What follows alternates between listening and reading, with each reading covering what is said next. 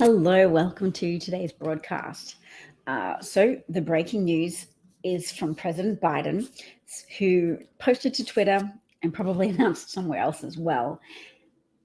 He wrote, "As I've said before, no one should be in jail just for using or possessing marijuana. Today, I'm taking steps to end our failed approach. Allow me to lay them out.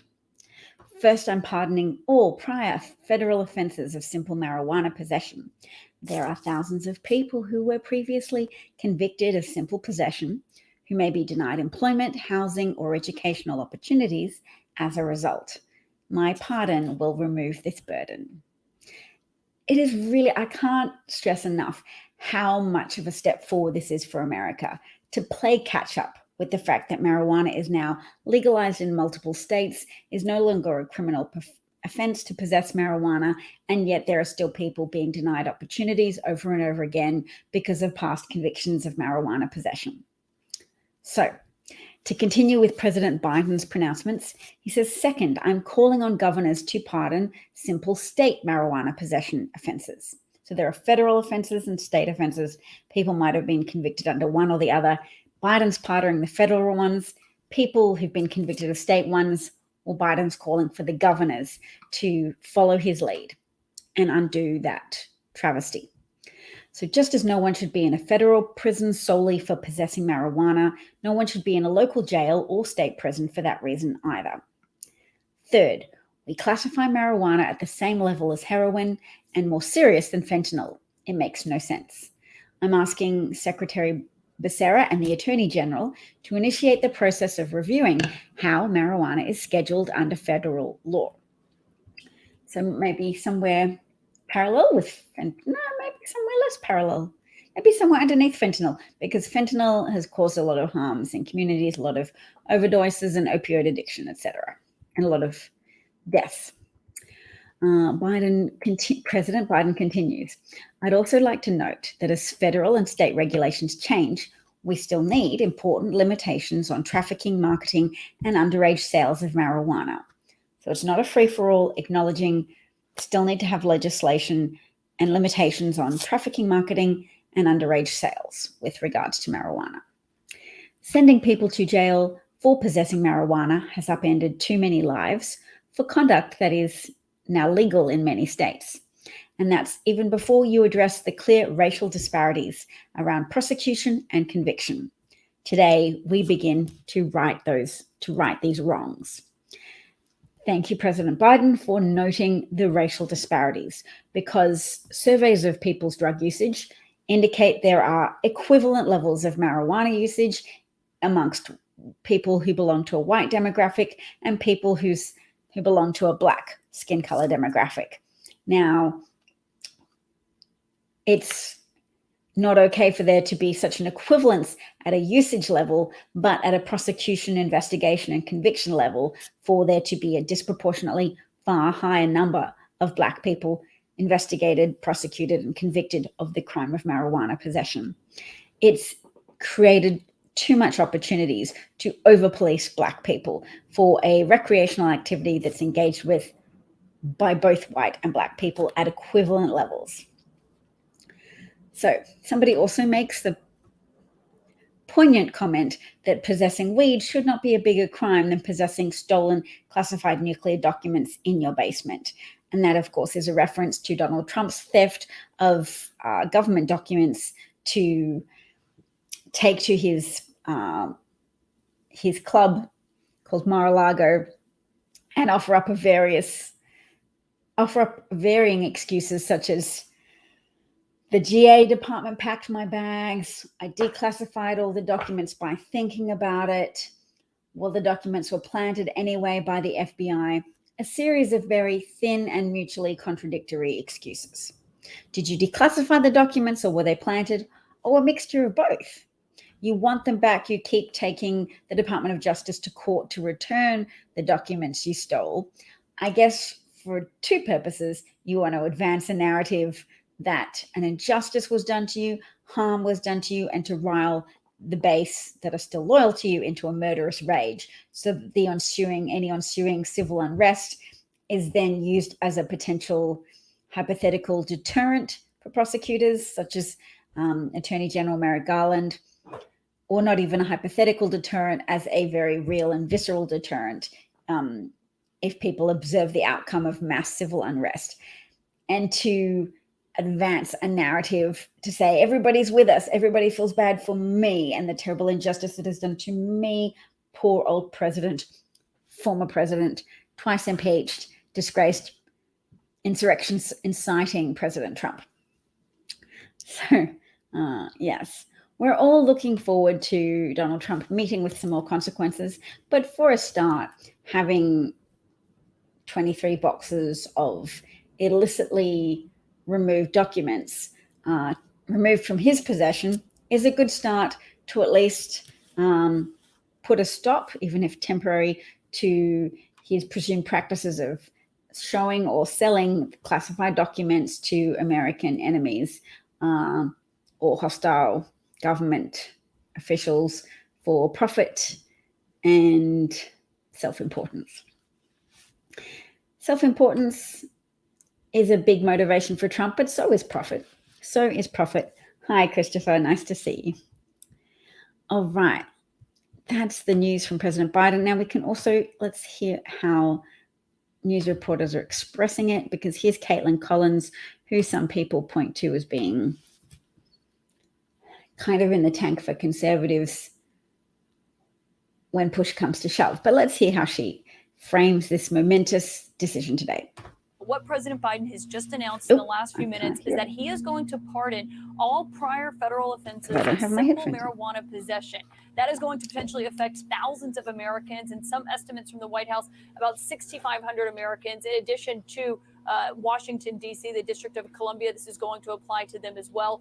And in addition to this major step by President Biden, which the White House does say is in an effort to fulfill a campaign promise to ease violations on those who have been convicted of marijuana use, the president is also encouraging states and governors to do the same, to look at the same convictions in their states and potentially pardon them as well. And he is also instructing the Department of Health and Human Services and the Attorney General to conduct a review into what marijuana is classified as. Right now, as you know, it is a Schedule I drug that is higher than fentanyl, which has caused so many deaths and so many issues in the United States. And the White House clearly believes a review should be conducted, potentially a change made there. And this is a huge step by President Biden that he is making, just 32 days out from the midterms. And when we asked the White House, why now? Why this timing on this decision? They said it was in part because President Biden wants to fulfill that campaign pledge that he made, and also because it's a decision that he has been weighing for some time. So this is incredibly significant news coming from the White House that President Biden is going to move to pardon anyone who has a prior federal offense for simple marijuana possession, something that could affect thousands ultimately of people. Thousands ultimately of people. Okay, well, Caitlin Collins would have been very small in that picture there. Why now is what Collins asked 32 days before the midterm elections.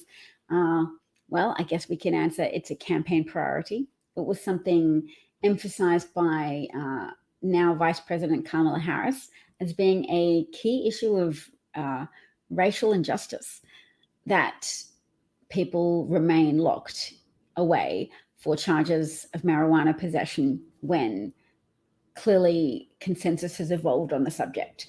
And the legal system has evolved in many states, but in other places it hasn't caught up. So even in states where marijuana is now legal, to think that there could still be people having their lives affected by having past marijuana convictions blotting their applications for jobs, employment, housing, educational opportunities is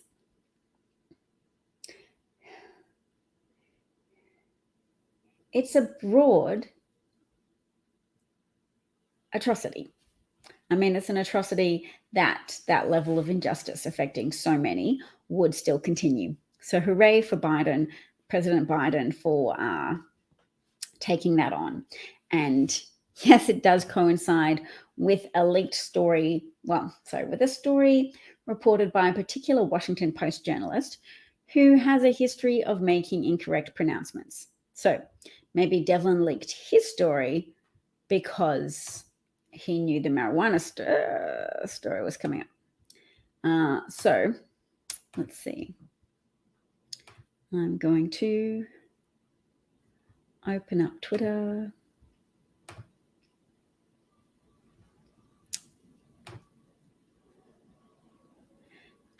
Devlin Barrett is a Washington Post journalist who previously reported that the FBI found no grand January the 6th conspiracy the week before the first seditious conspiracy charge.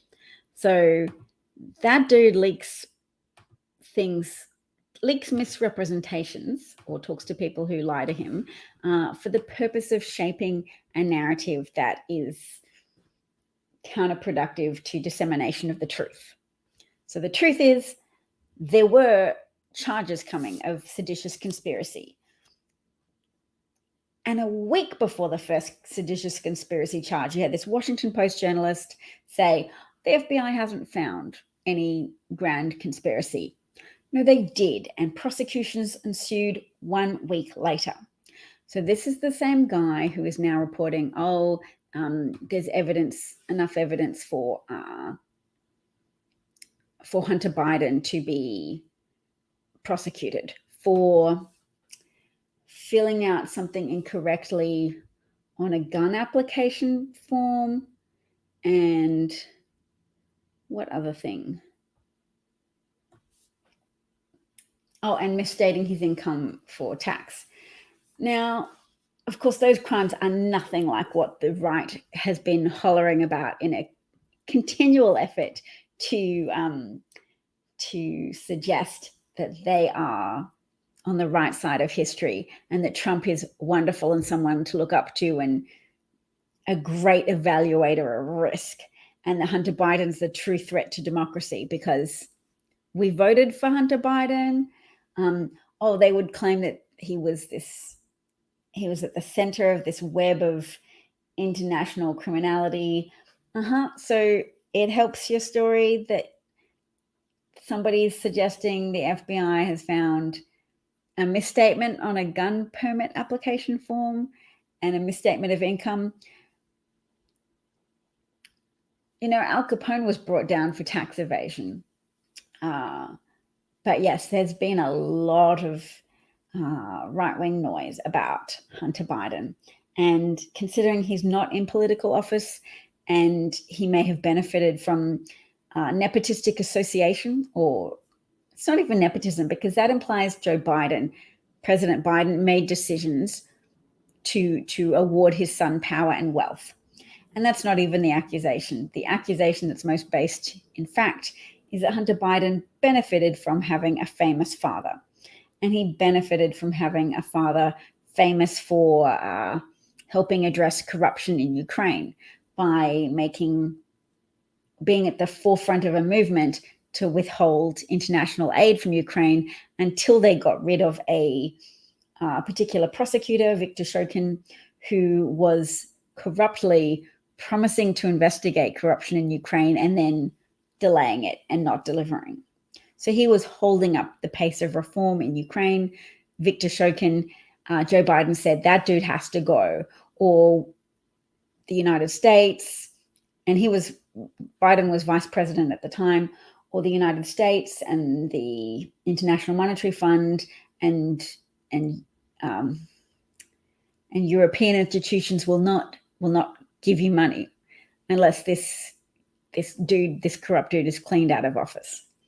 So that's an important thing to know about Joe Biden. It's an important thing to know about accusations from the right, because whilst we understand that they have a big emotional need to froth up allegations and they have a big emotional need to pretend that they're not the bad guys, they're the bad guys, and they have put a fascist in office. In terms of President Trump, they have put someone who I'm happy to call a fascist, because fascism consists of emotionally manipulating people enough so that some people become violent on your behalf, and that causes other people to become timid and cede power to you, and helps you as a fascist leader to overthrow democracy and install yourself as a dictator with no remaining mechanisms to remove them from office other than assassination. And Trump was on the precipice of doing just that on January the 6th, when he was able to instigate a violent attempted overthrow of the government. And when that had succeeded, he would have been installed as a tyrannical dictator who it was no longer possible to oust by democratic means.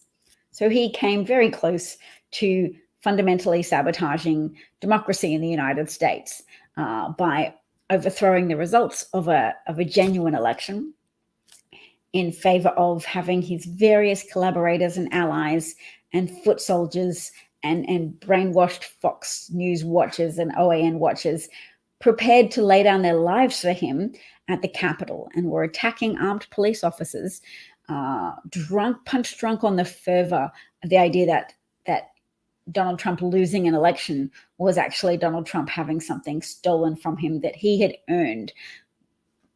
By virtue of what? By virtue of the only one who lied to them convincingly enough to get them to believe that he was the sole arbiter of truth, and that Democrats and doctors and scientists were lying to them that COVID was real and required medical intervention other than the administration of pipe dream treatments such as ivermectin and hydroxychloroquine. Ivermectin is a genuine treatment for other conditions, rheumatoid arthritis, lupus, and hydroxychloroquine. What's that a treatment for?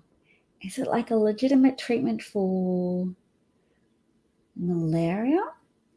Anyway, regardless, they were not effective treatments for COVID. There was no evidence they were effective treatment for COVID. Trump promoted them as such because Trump was trying to promote himself as having special insight. And that's a fascist symptom, to say, only I have these special insights, only I can deliver peace, only I will be honest in my threat assessment, only I am brave enough to defy political correctness and tell you that there are enemies invading your country, enemies who are migrants, who are going to do all these jobs that people find arduous, and that's going to really threaten the American economy and American livelihoods, in strict contradiction to reality, whereby a lot of labor markets in the United States are propped up by exploitative labor practices involving undocumented migrants, irregular migrants, and regular migrants. A combination of different categories of migrants help reduce bottlenecks in the American labor market and help keep a lot of precarious industries afloat. Help agricultural produce be harvested on time in California, help build construction, help with home care, help in medical industries. There are a lot of jobs that are disproportionately filled by low-income migrants in the United States. And all of Trump's efforts to position himself as a unique defender of American interests in a way that legitimized selfish and self-destructive disdain for others. That is the underhanded agenda of the Republican Party, and Trump's use of outlandish, wild, and inaccurate accusations was pioneered by a Republican politician before Trump called Newt Gingrich. Newt Gingrich showed that it could be profitable to make wild, baseless allegations because it gets you media attention. They like reporting on the extreme and the outlandish, so they rewarded Newt Gingrich's violations of political norms. And then the Republican Party circulated a memo in 1990, how to talk like Mitch, how to make accusations that your opponents are anti-family, traitors, sick, just to use colorful, extreme language. And then Fox News also ran with these techniques, and Donald Trump could see, being a Fox News watcher himself, he could see what those audience members were being groomed to embrace. They were being groomed to embrace a father figure who could swoop in and restore American self-regard, who could balance out the tendency that some Americans do have of being critical of everything American.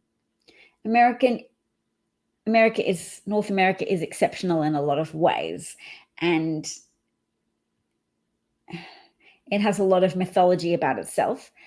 And some of that mythology is useful, and it's part of a positive thinking tendency or strategy to go, yeah, we do great things because we believe in our own capacity for greatness.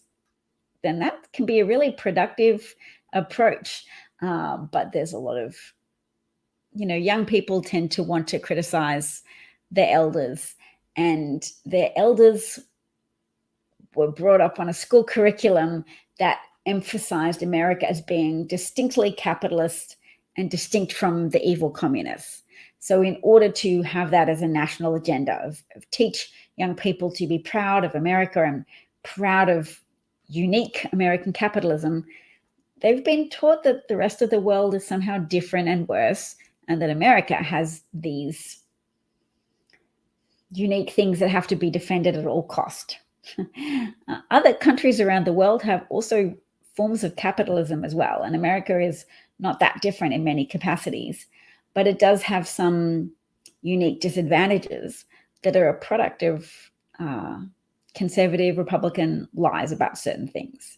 Conservative Republican lies about the Second Amendment, a lie that it refers to the public generally, a lie that it refers to defending your own property with weapons, a lie that it's there to help citizens defend against the advent of tyranny. That's a big lie. All those gun fetishists who are fueled by the erroneous conviction that their way to be a good citizen is to stockpile guns and have ambitions of attacking the government when they disagree with it.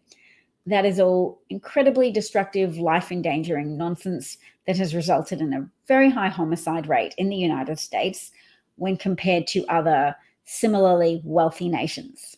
So America's wealthy enough that there shouldn't be people who have to resort to solving their problems or addressing their emotional needs by firing weapons at the neighbors they disagree with, the wife who's annoying them, the partner who's disappointed them.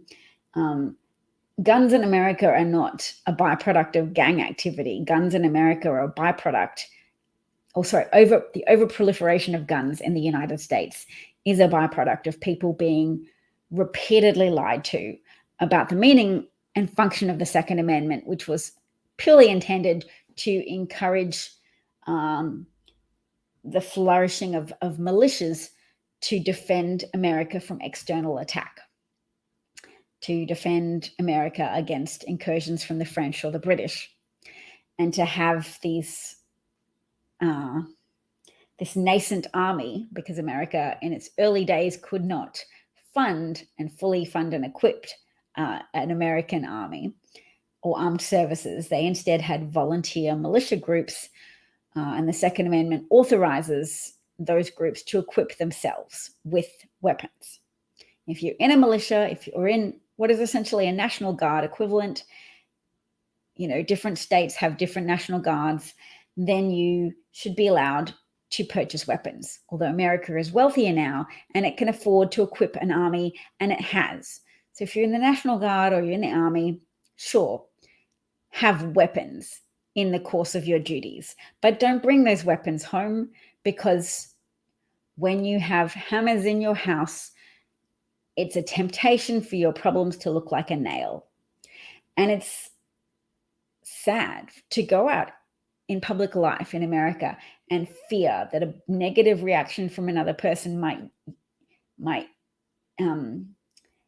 become someone pulling out a gun and resolving their misconceptions or their hurt feelings by shooting you or shooting someone around you, that any incident that escalates could turn into a gunfight, and that the answer of the gun fetishist to that situation is always to say, yeah, so bring more guns to the gunfights. That's how to resolve the issue of gunfights in the first place. Just have everybody have more guns. And then no more innocent bystanders will get shot. Then no more children will be the target of abuse from antisocial people who've gone off the deep end and just have a collection of guns to stare at all day in their room, so that their hammers look like hammers that should be taken out and used on the nail of the existence of innocence. Children in schools who have nothing to do with the person who's wielding a gun, but it's contagious. In societies that have overproliferation of guns or under-regulation of guns, Thailand today lost 23 children and 2 teachers and then a police officer from someone who was a disaffected person who decided to compete in the most terrible tally game of the world, which is how many innocent young lives can you take in order to illustrate your power and dominance through wielding a weapon of mass death. And high potency weapons, high powered weapons are weapons of mass death. In civilian hands, they are too much of a temptation. And if you are a farmer who has a need to fire at 30 to 50 wild hogs streaming into your yard, then you should be able to apply for a special farmer's permit. And if you are in the army, then when you're on duty, you should be able to access weapons. And if you are in the National Guard and you're on duty, you should be able to access weapons of that potency and strength. Because a lot of those high potency weapons have bullets that fire in turbulent ways to create more injury. And the intention of that design is because if you just kill one soldier on the battlefield, you've taken out one soldier. But if one soldier is hit by a bullet with a turbulent rotating pathway that causes just a lot of organ damage and rips a lot of muscles and tendons, but doesn't cause death, then you are going to take 5 soldiers off the battlefield as they attempt to transport and save the life of their bleeding, severely injured comrade. And armies are built on the strength of the attachment and camaraderie between groups of men or women, men and or women. So that's an important point to remember, that AR-15s are specifically designed not for extra lethality, but for extra destructiveness, to remove multiple soldiers from the battlefield in order to address extravagant injuries. And that is what children are being hit by when disturbed mass shooters visit schools and cause such catastrophic injury to children that they can only be identified by their shoes. And that this is a form of emotional terrorism against children and parents of school attending years and college attending years, all manner of educational activities, because there is no Republican suggested strategy that's going to fix that problem of disturbed people seeking to compete in a tally of death, in a high score tally of death situation. You can't strengthen doors. You can't have a bucket of rocks by the door for children to defend themselves with. You can't expect children to defend themselves, to ward off an attack from a high-powered weapon with a bucket of rocks or throwing staplers. You can't even expect police to turn up in a timely way to address the threat, as illustrated tragically and potently by the Uvalde shooting and the actions of attending police officers who waited in a hallway for an hour whilst a shooter was in a classroom with children, presumably as they bled to death. And there were 19 child victims in Uvalde and 2 teachers. And look, in the days following the Capitol attack, the days following the attempted insurrection, there were 4 police officers who took their own lives.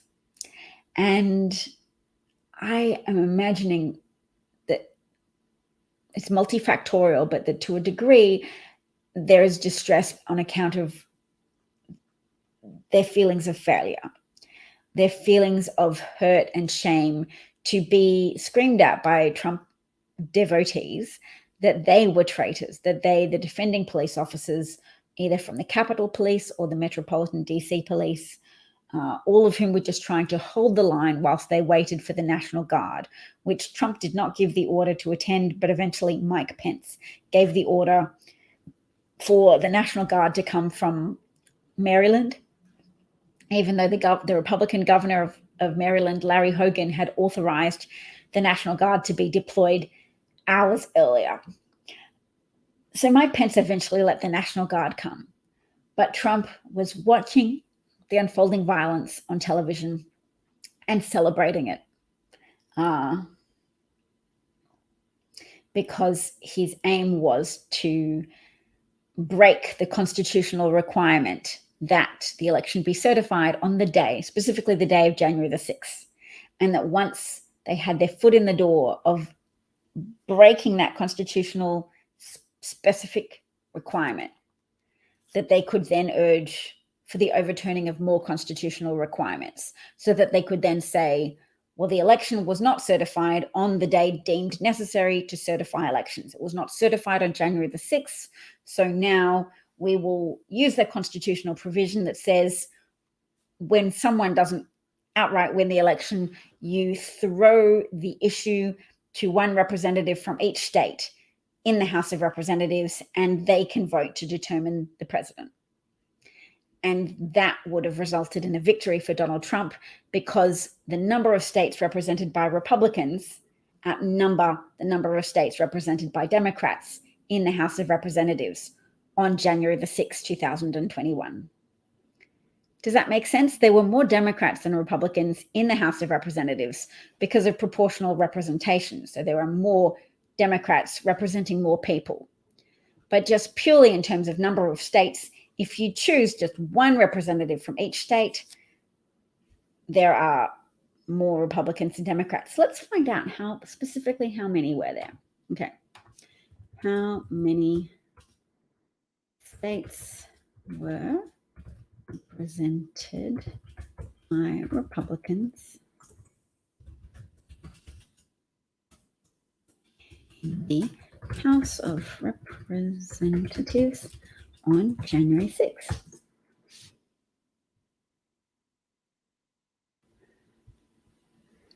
The fact that I can't immediately find this out kind of illustrates that the media is not entirely across the issue of what Trump was aiming at when he sought to disrupt the certification of the election, of Biden's victory. So in 2021, Republicans will have full control of the legislative and executive branch in 23 states, and Democrats will have full control of the legislative and executive branches in 15 states. But that is not what I'm looking for. I'm talking about in the House of Representatives.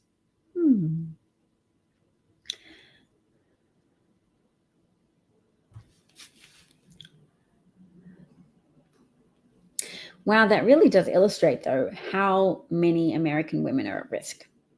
Because when you have a Republican-controlled legislative and executive branch at state level, then you have abortion bans, and then you have women whose medical care is compromised. Why is he's a Republican trending? Let's have a look.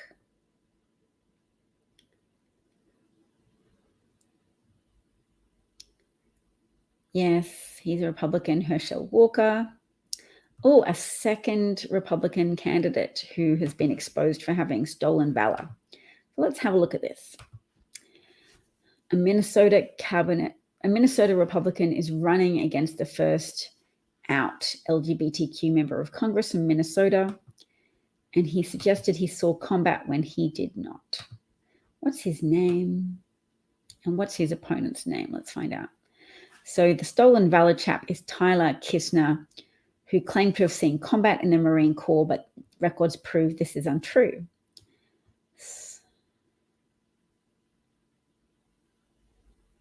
So now the Republican trying to unseat the first out LGBTQ member of Congress in that state, Representative Angie Craig, is trying to explain the discrepancy. He didn't receive a combat action ribbon because he would have received one if he'd fought in combat, but he never received one. Okay, so he did serve, but he did not serve in full combat deployments, and that's apparently what Kistner was claiming in television ads. He was in Japan and Korea, not combat deployments. All right, so the opponent is Angie Craig.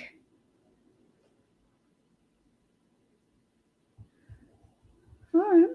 I want to make her name more prominent because we shouldn't just let Republicans eat up airtime and eat up attention with misconduct.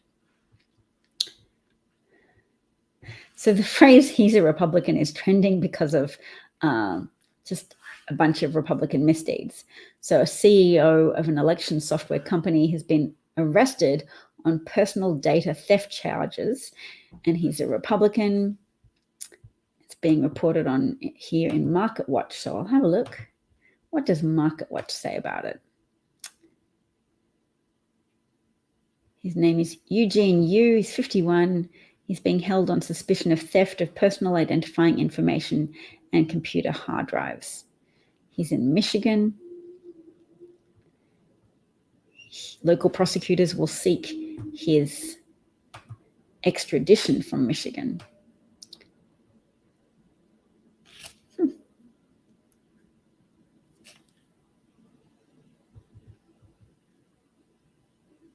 Oh, Connish was the company. So Connish is the company and was required to keep the data in the United States and only provide access to citizens and permanent residents, but instead stored it on servers in the People's Republic of China. What the hey? The district attorney's statement didn't specify what specific information allegedly was taken. What a sentence. The DA statement didn't specify what specific information allegedly was taken, but officials said it only involved poll workers, not voting machines or vote counts, and didn't alter election results. But security in all aspects of any election is essential, so we all have full faith in the integrity of the election process. All right. So the company said the data for its American customers was stored on servers in the United States, but they were not. On its website, Connish said it currently has 32 clients in North America. Okay, so they say they're storing it on servers in America, but they're storing it on servers in the People's Republic of China. That sounds kind of like a spying issue to me. All right. Fox News is trending with the word news in apostrophes. She makes a good point that Liz Cheney makes a good point that MAGA Republicans and Fox News are taking a pro-Putin stance. And a quote from her is, "You look now at a growing Putin wing of the Republican Party, and you see news outlets like Fox News running propaganda. You really have to ask yourself, whose side is Fox on?" And here you have a woman with Trump Pence on a jumper, even though Pence is outdated now. Don't you remember to hate Pence because Donald Trump incited his followers to kill Mike Pence for failing to hand him the election by delaying certification on January the 6th? Anyway, she didn't get the memo about Pence. She's wearing a bag, but she's also thinking that drug dealers are handing out fentanyl on Halloween. Okay, let's listen to what she does. You get a bag like this at Halloween, do not take it. It's fentanyl. It'll kill you. Drug dealers, a lot of times, they want to sell their drugs. Mm-hmm. Well, not if they're coming over here to destroy our country. And then so the drug dealers have houses that the kids will come and knock on the door on, and then they'll give that to them. I'm thinking that's how it's going to happen. Yeah. So drug dealers would be giving away. Not drug dealers, the illegals that are here. Yeah. They just crossed because What Biden is has it here? our border wide open. Okay, so the illegals that have houses that then the kids are coming to knock on the illegals' houses, doors and they're drug dealers that are giving the children their drugs. Look at Fox News. All you got to do is watch an episode of Fox News. And Fox News will tell you that It's coming across our coming borders. across, It's going into our playground. and they're going to be giving it away during Halloween. Yes. You get a bag like this. Okay, so Fox News is perpetrating an outrage machine in which they're managing to convince their viewers that irregular migrants, who they call illegals, have houses in American suburbs and American areas where children might door knock on Halloween, and these migrants will hand out free packets of drugs to the children, to all American children, and distribute them onto playgrounds for free. They'll give away drugs for free because that's how selling drugs works. You hook the children on the drugs at Halloween for free, and then they know where to come back to buy the drugs. So you give the children the drugs and you make sure they remember, come back to this house. This is where you got the good drugs from. Come back with your fentanyl addiction that we've induced in you through giving away as a marketing promotion, fentanyl, giving away free drugs to children who will then become reliable customers who will turn up once again, but this time with cash to pay for the delicious fentanyl candy that they are now addicted to. That seems like a dangerous way of growing a customer base for somebody without legal documentation.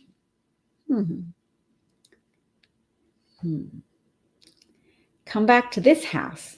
Do you remember where you got the drugs from? This house. Come here. Maybe don't mention it to any adults.